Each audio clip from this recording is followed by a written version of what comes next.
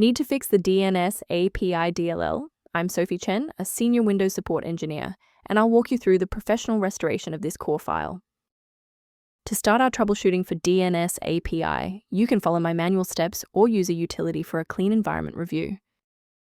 This DLL file is the Windows DNS Client API library.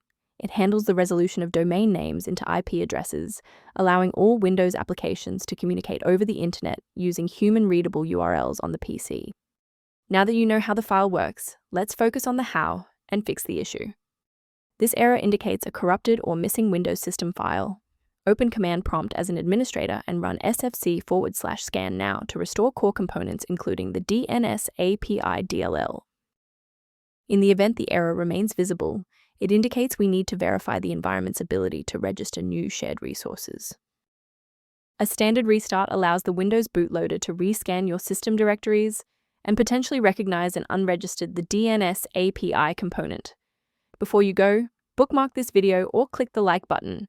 This ensures the video stays in your library so you can finish the final steps as soon as you're back at your desktop. To avoid future system conflicts, there is one specific security trap we should discuss. Using an incorrect or unverified version of the Dnsapi.dll can trigger a domino effect within your runtime environment, causing unrelated professional applications to fail without warning. To ensure your system remains within verified parameters, you might choose to use an authorized maintenance path for ongoing support.